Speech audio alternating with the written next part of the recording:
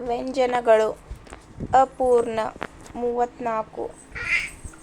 ಯಾವುದೇ ವ್ಯಂಜನ ಪೂರ್ಣ ಅಕ್ಷರವಾಗಬೇಕಾದರೆ ಸ್ವರಗಳ ಸಹಾಯ ಬೇಕೇ ಬೇಕು.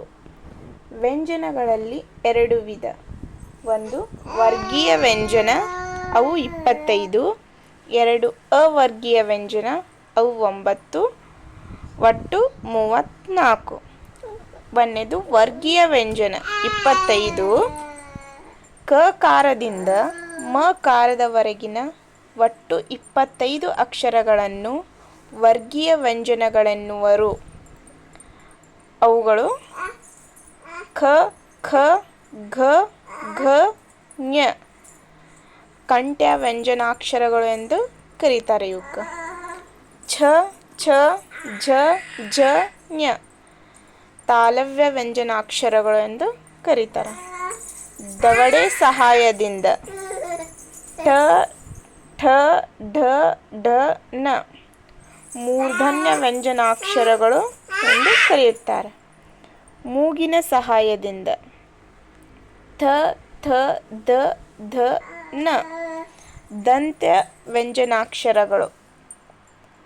ಹಲ್ಲಿನ ಸಹಾಯ ಪ, ಫ, ಭ, ಭ, ಮ ಓಷ್ಠ್ಯ ವ್ಯಂಜನಾಕ್ಷರಗಳು. ತುಟಿಯ ಸಹಾಯ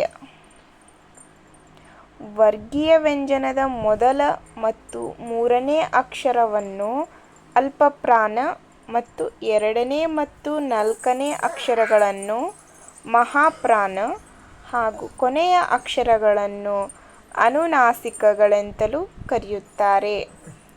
ಉದಾಹರಣೆ: ಅಲ್ಪಪ್ರಾಣಗಳು 10: ಕ, ಗ, ಚ, ಜ, ಟ, ಡ, ತ, ದ, ಪ, ಬ.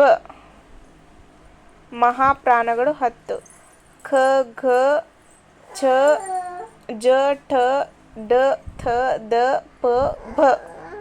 ಅನುನಾಸಿಕಗಳು 5: ಞ, ಞ, ನ, ನ, ಮ. ಅಲ್ಪಪ್ರಾಣಗಳು ಕಡಿಮೆ ಉಸಿರಿನಿಂದ ಉಚ್ಚರಿಸಲ್ಪಡುವ ವ್ಯಂಜನಾಕ್ಷರಗಳನ್ನು ಅಲ್ಪಪ್ರಾಣಾಕ್ಷರಗಳೆನ್ನುವರು. ಮಹಾಪ್ರಾಣಾಕ್ಷರಗಳು ದೀರ್ಘ ಉಸಿರಿನಿಂದ ಉಚ್ಚರಿಸಲ್ಪಡುವ ವ್ಯಂಜನಾಕ್ಷರಗಳನ್ನು ಮಹಾಪ್ರಾಣಾಕ್ಷರಗಳೆನ್ನುವರು. ಅನುನಾಸಿಕಗಳು ಮೂಗಿನ ಸಹಾಯದಿಂದ ಉಚ್ಚರಿಸಲ್ಪಡುವ ವ್ಯಂಜನಾಕ್ಷರಗಳನ್ನು ಅನುನಾಸಿಕಗಳೆನ್ನುವರು.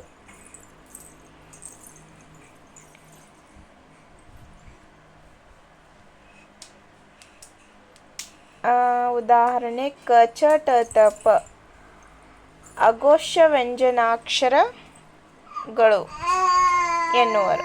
ಗ, ಜ, ಡ, ದ, ಬ ಘೋಷ ವ್ಯಂಜನಗಳು ಎನ್ನುವರು. ಎನ್ನ ನುಡಿ ಟ, ಠ, ಡ, ಢ, ಣ ಮೂರ್ಧನ್ಯ ಎಂದು ಕವಿ ಪಂಪ ವರ್ಗೀಯ ಅವರ್ಗೀಯ ವ್ಯಂಜನಗಳು 9 ವರ್ಗಗಳಾಗಿ ವಿಂಗಡಿಸಲು ಬಾರದ ವ್ಯಂಜನಗಳನ್ನು ವರ್ಗೀಯ ಅವರ್ಗೀಯ ವ್ಯಂಜನಗಳೆನ್ನುವರು. ಉದಾಹರಣೆ: ಯ, ರ, ಲ, ವ, ಶ, ಶ, ಸ, ಹ, ಳ ಇವು 9. ಯೋಗವಾಹಕಗಳು 2. ಯೋಗ ಎಂದರೆ ಸಂಬಂಧ, ವಾಹ ಎಂದರೆ ಹೊಂದಿದ ಎಂದರ್ಥ. ಒಂದು ಅಕ್ಷರದ ಸಂಬಂಧ ಹೊಂದಿ ಉಚ್ಚರಿಸಲ್ಪಡುವ ಅಕ್ಷರಗಳೇ ಯೋಗವಾಹಕಗಳು. ಇವುಗಳಲ್ಲಿ 2 ವಿಧ. ಒಂದು ಅನುಸ್ವಾರ ಅಂ, 2 ವಿಸರ್ಗ ಅಹ. ಉದಾಹರಣೆ: ಅಂ, ಗಂ, ಕಂ, ಟಂ, ಯಂ. ಕೇಶಿರಾಜನ ಪ್ರಕಾರ ಯೋಗವಾಹಕಗಳು 4 ಸಂಖ್ಯೆ ಇವೆ. 1 ರ ಜಿಹ್ವೆ ಮೂಲೀಯ. 2 ಉ ಉಪಧ್ಮಾನೀಯ. 3 ಅನುಸ್ವಾರ. 4 ವಿಸರ್ಗ. ಗುಣಿತಾಕ್ಷರಗಳು ಒಂದು ವ್ಯಂಜನಕ್ಕೆ ಒಂದು ಸ್ವರ ಸೇರಿ ಆಗುವ ಅಕ್ಷರವನ್ನು ಗುಣಿತಾಕ್ಷರ ಎಂದು ಕರೆಯುತ್ತಾರೆ. ಉದಾಹರಣೆ: ಕ ಪ್ಲಸ್ ಅ ಕ, ಖ ಪ್ಲಸ್ ಆ ಕ, ಚ ಪ್ಲಸ್ ಇ ಛಿ, ಗ ಪ್ಲಸ್ ಆ ಗ, ಯ ಪ್ಲಸ್ ಉ ಯು ಇತ್ಯಾದಿ. ನೆಕ್ಸ್ಟ್ ಸಂಯುಕ್ತಾಕ್ಷರಗಳು ಅಥವಾ ಒತ್ತಕ್ಷರಗಳು. ಎರಡು ಅಥವಾ ಎರಡಕ್ಕಿಂತ ಹೆಚ್ಚು ವ್ಯಂಜನಗಳಿಗೆ ಒಂದು ಸ್ವರ ಸೇರಿ ಆಗುವ ಅಕ್ಷರಗಳನ್ನು ಸಂಯುಕ್ತಾಕ್ಷರಗಳು ಅಥವಾ ಒತ್ತಕ್ಷರಗಳು ಎನ್ನುವರು. ಇದರಲ್ಲಿ ಎರಡು ವಿಧ. ಒಂದು ಸಜಾತಿ ಸಂಯುಕ್ತಾಕ್ಷರಗಳು. ಒಂದೇ ಜಾತಿಯ ಎರಡು ವ್ಯಂಜನಗಳು ಸೇರಿ ಆಗುವ ಸಂಯುಕ್ತಾಕ್ಷರಗಳು. ಉದಾಹರಣೆ ಅಪ್ಪ, ಅಜ್ಜಿ, ಅಕ್ಕ, ಅಮ್ಮ, ಮಣ್ಣು, ಉತ್ತಮ, ಕಜ್ಜ ಇತ್ಯಾದಿ. ವಿಜಾತಿಯ ಸಂಯುಕ್ತಾಕ್ಷರಗಳು. ಬೇರೆ ಬೇರೆ ಜಾತಿಯ ಎರಡು ಅಥವಾ ಹೆಚ್ಚು ವ್ಯಂಜನಗಳು ಸೇರಿ ಆಗುವ ಸಂಯುಕ್ತಾಕ್ಷರಗಳು. ಉದಾಹರಣೆ ಉಷ್ಣ, ತಕ್ಷಣ, ಅಸ್ತ್ರ, ಅಕ್ಷರ, ರಾಷ್ಟ್ರೀಯ ಇತ್ಯಾದಿ. ಎರಡು ನಾಮಪದಗಳು. ಒಂದು ವ್ಯಕ್ತಿಯ, ಒಂದು ಸ್ಥಳದ, ಒಂದು ವಸ್ತುವಿನ ಹೆಸರನ್ನು ಸೂಚಿಸುವ ಶಬ್ದಗಳನ್ನು ನಾಮಪದಗಳು ಎನ್ನುವರು. ನಾಮಪದದ ಮೂಲ ರುವನ್ನು ನಾಮಪ್ರಕೃತಿ ಎಂದು ಕರೆಯುತ್ತಾರೆ. ನಾಮಪ್ರಕೃತಿಯೇ ನಾಮಲಿಂಗ. ನಾಮಪ್ರಕೃತಿಯಲ್ಲಿ ಎರಡು ವಿಧಗಳು. ಒಂದು ಸಹಜ ನಾಮಪ್ರಕೃತಿ.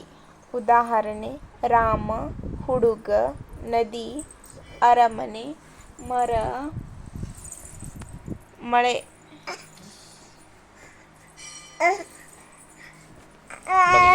ಎರಡು ಸಾಧಿತ ನಾಮಪ್ರಕೃತಿ.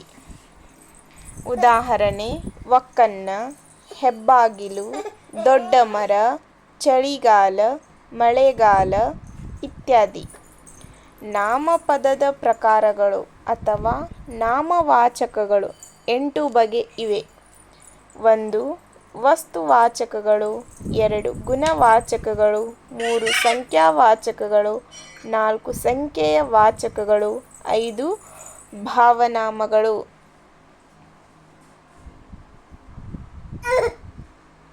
6 ಪರಿಮಾಣವಾಚಕಗಳು, 7 ಪ್ರಕಾರವಾಚಕಗಳು, 8 ದ್ವಿಗಾವಾಚಕಗಳು. ನೆಕ್ಸ್ಟ್ ವಿಡಿಯೋದಲ್ಲಿ ವಸ್ತುವಾಚಕಗಳ ಬಗ್ಗೆ ತಿಳಿಯೋಣ.